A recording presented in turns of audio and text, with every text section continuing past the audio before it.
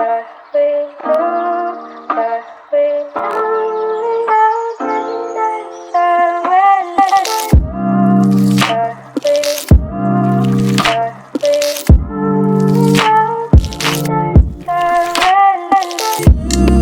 guys, it's Julia. Welcome back to my channel. So today, as I was doing my makeup, I was kind of going for like a more neutral-ish look, which clearly got out of hand as soon as I found glitter. But I was just doing my basic everyday makeup when I realized there's a ton of products in my daily routine that I use very, very often. A lot of these things have become like such a part of my daily routine that I just don't even think to mention them. And I figured I'd just like do a video on that because these are truly some of my favorite products in my collection that I could do my makeup without, but for some reason I just never mention. So to get my mind off the imminent threat of another earthquake, I've decided to sit down and film this today. Oh my fucking god, she fucking dead. Full details of this look should be on Instagram. Shirt is from Forever 21. And really quickly before we start, I want to mention the jewelry that I'm wearing today. Because Mama got a sponsor.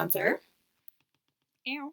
A while back I did a video with Ana Luisa. They're one of my favorite like minimalistic jewelry brands, and they do a lot of like fine metal stuff. Over the past half a year I've dealt with 3 different ear infections from earrings, so I've really tried to stick to using only like gold or gold plated earrings in my ears, and I really like dainty, minimalistic, like cute jewelry, so they're one of my favorite brands to shop for. The choker that I'm wearing is from them. I wear their earrings in a lot of my videos, and I do have a code with them, so if you guys want to shop there, I will flash that on screen. But I do have a few like extra pieces from them that I figured I'd just give away just because I have a couple duplicates. So I'm holding a little jewelry giveaway. This is not sponsored by them. This is completely me. I'll be giving away this cute pearl choker that I'm wearing right now. These fun, funky, fresh gold-plated earrings because why not? And then some simple little half hoops because they're cute. After last month's 15K giveaway, I discovered that I really enjoy holding giveaways, so I figured I'd just do another one. Again, giveaway is not sponsored by them or not affiliated with them. So yeah, if you want to enter that, I will put that in the description box. And thank you to Ana Luisa for sponsoring a portion of today's video. But I think I have rambled more than enough. Without further ado, let's get into 15 of my hero products that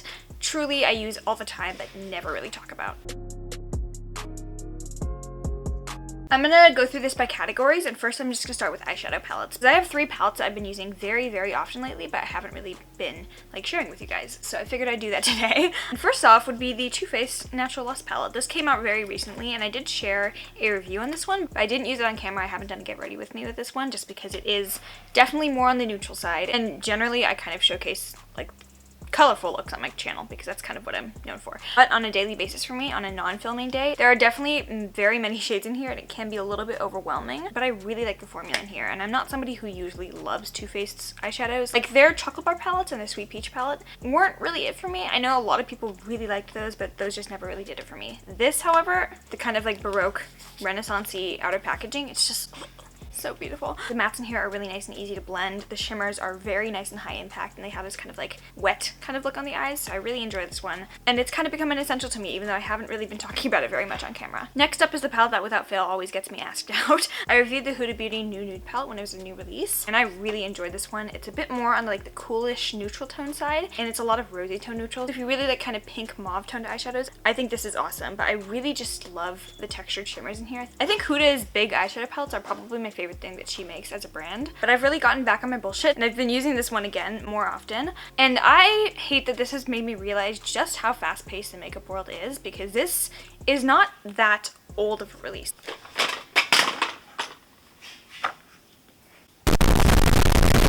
If I'm remembering correctly, this came out sometime at the end of 2018. It is really not that old of a palette, and I went through a period where I had so many new releases and new palettes in my collection that I forgot that I had this one, which sucks because it's a $65 eyeshadow palette, and I saved up that month. I was like, I'm gonna buy this one when it comes out. I bought this one full price, and I was like so incredibly excited when it got to me. So shortly after my big declutter that I did in February, I want to say, I rediscovered this palette and I started playing with it again, and I was like, I love this, and it kind of made me realize I need to stop adding new palettes to my collection so often. So instead of trying out like 5 palettes per month, I've tried to do like maybe 2, which really doesn't sound like that good progress, but for me it's been a lot better to just have like less overwhelmingness in my collection. And just in general for summer, these shimmers have been my everything. So I've been loving the nude palette, but also I was sent the Alter Ego Daydream palette, which is a perfect dupe for that palette. I've been testing this out for the past couple days. I think it's a really good dupe, and the shimmers, I was very surprised that they're actually very, very close to the Huda shimmers. This is a very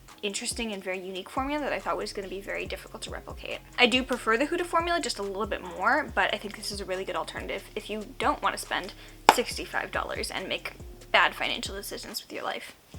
Never thought I would come to a day where the Modern Renaissance would be a palette that I haven't been mentioning on my channel a lot, but here we are. I have not mentioned the Modern Renaissance palette in a while. This is such an OG release, especially from Anastasia, and they've come out with so many palettes after that. Especially when Soft Glam came out, I feel like that really eclipsed Modern Renaissance for what it was, which was everyone's like staple, beautiful, neutral palette. And now Soft Glam is that, so people don't really talk about Modern Renaissance as often. But honestly, this is kind of my OG Soft Glam, and when I want a soft glam, I really like reaching for this one because I feel like a lot of the shades in here just really agree with my undertones. I don't hit pan in palettes ever. This is the only eyeshadow palette in my current collection that I've hit pan on, so that says something. I've had this for a very long time. The formula is still really good and the color scheme is extremely versatile. So I actually get asked very frequently, like, what is the #1 Anastasia palette that you would recommend if I'm looking to buy one palette from them? And honestly, I would probably say Modern Renaissance as a really good starter, just because the formula is so solid, just very romantic overall, and it's just the best. But I have not talked about this in a long time and just gotta pay my dues to the queen. Alright, lip products. Not something I talked about very often on my channel because I'm more of an eyeshadow gal. And for lip products, I kind of just stick with what I already know that I love, which is usually ColourPop lipsticks or Kylie Cosmetics. But something I've been really loving lately have been ColourPop's Ultra Blotted Lips, and I don't talk about these very often. I don't really talk about these very often just because I feel like the Ultra Satin Lips and the Ultra Matte Lips from ColourPop are the most like hyped up type of thing. But the Ultra Blotted Lips, or just blotted lipsticks in general, are kind of my favorite thing for like the less defined lip that really fits in with a softer look, or for just getting a very small, like nice subtle kiss of color without looking like it's too much. Definitely my favorite shade is Zuma. This one I've worn on camera a couple times and it is such a beautiful color. Very nice and soft, like subtle pink. It looks really sheer when you swatch it like this. It just looks like the perfect kiss of pink lipstick that you lightly blotted, and it just a nice, lightweight, very thin formula. You really don't feel like you're wearing any lip products when you have these on. And if you're wanting a little bit more color but with that same like feeling, Sleepy Eyes is another one of my favorites. It's just this kind of like deeper, warm-toned rose shade. Really beautiful. Looks nice and bright on the hand, but it really shears out on the lips and just looks like this nice kiss of like warm rose shade. I believe these are $7 each, which ColourPop, please stop raising your damn prices. Ain't cute. Innisfree also does a really nice blotted lip. I feel like blotted lips in general are kind of a more bigger trend in like Korean beauties. These are their Vivid Creamy Tints, and this is the shade, it's in Korean.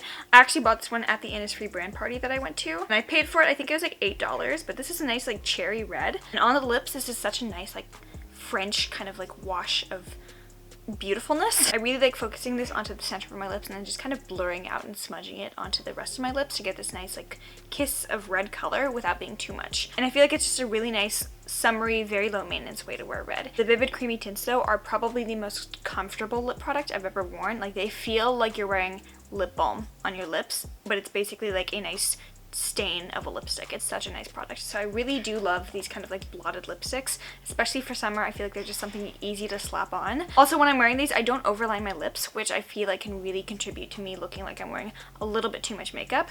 Don't get me wrong, I love overlining my lips. I did it today and I will never stop. But if you're wanting a really nice, comfortable way to wear a colored lipstick, I think the blotted lip trend in general is just a really good way to go. And then lip liners. I don't really talk about lip liner all that often just because, again, along with brows, I feel like it's one of those steps I just do, but I don't really talk about. Like, I kind of skip over it. I just assume it's like, it's lip liner, no one cares. Definitely my favorite lip liners are the ColourPop ones, and once again, ColourPop kind of rules my entire like lip collection area. I just feel like they make some of the best lip products. Their lip liners are pretty much the exact same formula in my opinion as the Kylie Cosmetics ones. Those are like $15. These are, I think they're $6 now, which is higher than they used to be, but still pretty affordable. I'm wearing the shade BFF 3 right now. I really like the BFF lip liners in general, so I have BFF 1, 2, and 3. I also use 951 very often as well. This is from Eyeshadow. Just a really nice formula. They're very creamy, they glide on really well, but they stay on throughout the day as well, and it's very hard for me to find a lip liner that's not like super stiff and like hard to apply, that glides on really nicely but doesn't slip away. And this is that. Alright, so for complexion products, we all know I am not just a dewy hoe, I'm the dewy hoe. And as I've fallen in love with dewy foundations, I've tried to test out a lot of like newer release dewy foundations just because I feel like everyone else is into dewy foundations right now. For example, I've really been enjoying the Tarte Found Sealer lately. This is a very new release. But as many like new releases of dewy or foundations I try out, I really always find myself going back to my tried and true favorite. And this is the Too Faced Born This Way foundation. Quite the OG product. This has been out for a very long time, and it's one of the only foundations I've ever used up completely and then repurchased. This is my second bottle and I'm down to here already, if you can't see that. I've used the absolute living shit out of this. It's a medium to full coverage foundation. I have the shade Almond, which just happens to be like probably one of the most perfect shade matches for me in any brand. So Too Faced just in general is one of my favorites for complexion products. Such a nice foundation. It's just lightly radiant. It makes your skin look nice and alive. It doesn't cling down to my dry patches. Gives me a nice amount of coverage, but not like too much to a point where it's just like, whoa, stop. Not too makeup-y, if that makes sense. I really enjoy this foundation, but I don't really talk about it ever because it's not a new release. It's one of my favorites, and it's such a cult favorite foundation that I feel like I had to mention it today. What even is this video? It's so disorganized. This is something I use almost every day. I actually used it in my foundation this morning, but ever since I purchased these, I have been able to use almost every foundation in my collection now. e.l.f. makes these bomb-ass little mix to match adjuster drops. You add these to your foundation. I have the darkening one, and I have the like yellow or golden tone one to make things more warm tone for me. I'll kind of just like throw these in there to get to my perfect shade. So I normally have to mix in a little bit of yellow because a lot of foundations just don't have enough yellow tint to them, even if they do say that they are more on the warm tone side. And yeah, I really like these. They don't change the formula of the foundation, so they don't really mess with the actual way the foundation wears and applies because you have to use such a small amount of them, but they do really work to change the actual color to make it more of a match for you. So I use these pretty much every day. They're one of my favorite shade adjusters. I used to use the Cover FX drops to change my shade, but these are a lot more affordable and they work pretty much the same. Something I use every day, but I never talk about and I really should, is sunscreen. It's definitely the most important thing you could be doing for your skin besides like drinking hella water. Seriously, the most important thing you can do to protect your skin from skin cancer, to keep your skin from getting dark spots, to keep your skin from getting adult acne, to just in general keep your skin from aging over time. And especially if you're like me and you're in your teens or even early 20s, wearing sunscreen a lot of the time can just feel like slightly pointless because you're not really seeing immediate results. And I feel like we're in that kind of culture of I want to see immediate results with this product, otherwise it's not doing anything. But sunscreen is an investment into your future skin. So if you want your skin to be protected in the future and you want to age gracefully, sunscreen is the way to do that, and you will thank you later. The sun is a deadly laser. Not anymore, there's a blanket. One I use every day before makeup is the Ozeoderma Anti-Aging Antioxidant Sunscreen. I have a code JULIA5 for 5% off. This is SPF 35. I would recommend using anything above SPF 30 and you're completely protected. I really like this one because it's pretty much the only sunscreen I've ever found that genuinely doesn't do anything to the makeup I put on top of it. Like, I can't tell I have it on once I put makeup on. So this is awesome. I love this very much. Two kind of facial sprays. The first one is the Innisfree Hydrating Mist with green tea. This I use literally every day when I do my makeup. Whether I applied too much powder, God forbid, or I just want everything to be extra dewy. This is probably the finest aerosol mist known to mankind, but it's not necessarily a setting spray. It's pretty much just like skincare ingredients. Throughout the day, if I feel like my skin just needs a little refresher, I'll take this and I'll just kind of like mist it on and I'm good. This is awesome, and it's $7 for this bottle here. Something I use every day to wet my brush if I'm using shimmers is the Moira Prime and Fix Mist. This is the closest dupe I've ever found to MAC Fix Plus. I use this exclusively for foiling my eyeshadows. You definitely can use it if you want to use it as a setting spray because that's what it's for, but I pretty much only use this for wetting my brush and it's the best thing ever. Definitely one of my favorite sponges is the Veramona Cake and Bake Sponge. This, I feel like, got a little bit of hype when it first came out, but I haven't seen anyone talk about this in about 2 years. I really like the sponge for just doing very nice precise work. So if I want to like kind of carve my cheekbone out, I'll just take powder and swipe it on, and this is the easiest for creating that nice like defined cheekbone line. If I want to kind of pinch my nose in, I'll take powder and just like dab that on there. If I want to bake my under eyes, this is really easy to just swipe on. It's also actually really good for blending out foundation as well. So if you want to get it wet and use it as a beauty blender, you definitely can do that. But this is one of my favorites. The shape is great. It's very versatile and it just works really well. I use this so often. I don't talk about it ever. This is the Ofra Nikki Tutorials Everglow highlighter. And I really only use two shades in here. I use the gold and the white shade here, Glazed Donut. Glazed Donut is by far my favorite inner corner highlight in the world. It is the most beautiful, blinding, ridiculously like popping inner corner highlight. It's pure white and it's way too much for me on my cheekbones. It's just the most beautiful, like radiant inner corner highlighter. This is the best and it's super easy to apply as well. I don't really use Blind the Haters down here because it's copper and it doesn't really work for my skin, and it doesn't work for my skin tone or for my eye looks. Sometimes it's a wonder to me that I've never hit pan, but because I use them as inner corner highlights, I use such a small amount each time that I probably will never go through this one. And for a $30 highlighter, I think I'm getting hella use out of this one. So, but they're also really beautiful on the face, and if you can control your brush enough to not over apply them, they're stunning. So this is a blush that everybody has. This is the Tarte Amazonian Clay.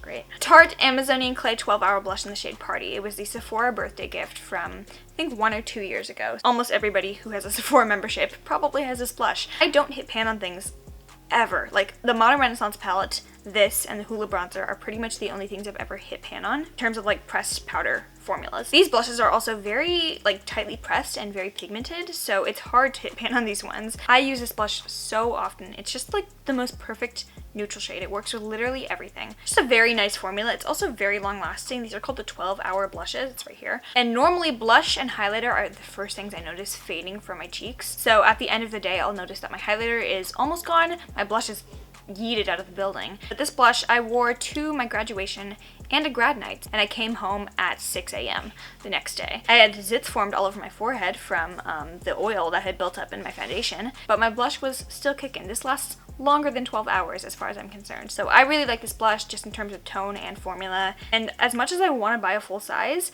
this is a tester. I've had this for 2 years, and this is how much I've used, so I think these are kind of impenetrable and they're great. Brows are such a glossed over category for me just because I kind of do the same damn thing in every video. It's either don't do it on camera or I just kind of fast forward through it. Definitely very loyal to Anastasia brow products, and the Dip Brow pomade is something I use almost every day. But something I've really been enjoying lately have been the Moira Cosmetics eyebrow gel pomades. Just a little bit more pigmented than Dip Brow, which is crazy because Dip Brow is already very pigmented. However, that one, I feel like you can really create a nice subtle brow or a very James Charles block brow depending on how hard you go, whereas this is really great for creating very like richly pigmented, deeply colored brows. Because I used to really love the brow tattoo pomades from Kat Von Dengue Fever. That was actually the only product that I had to declutter after the anti-vax thing because that was the one thing I really loved from her brand. They were just very aggressively, richly pigmented brow pomades that stayed on through rain, shine, hellfire, measles. Those pomades were really damn good. So I searched high and low for a pomade that was really like nice and richly pigmented just like that.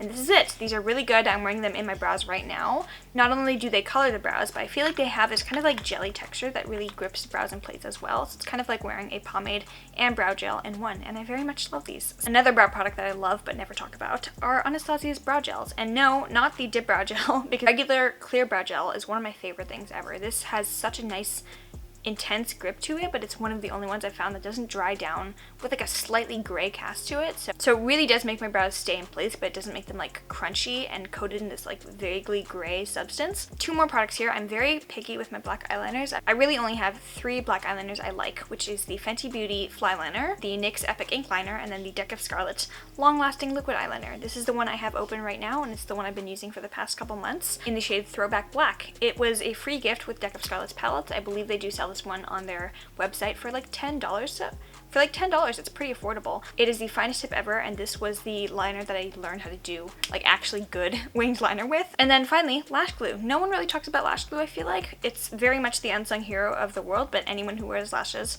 has to also wear lash glue. The one I use is the Duo Strip Lash Adhesive. I use the black one because it dries down and covers the lash band a little bit better, and I just use the squeezy one because you get more product in here for pretty much the same amount of money. This one will hold your lashes on through an assortment of different things. Rain, shine, hellfire, measles. Yes.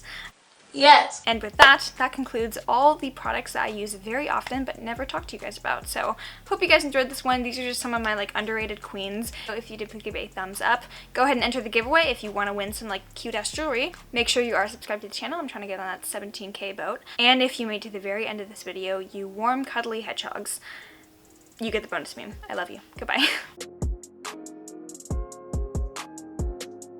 Do you like the spider in your hand? Yeah. Say please. Please.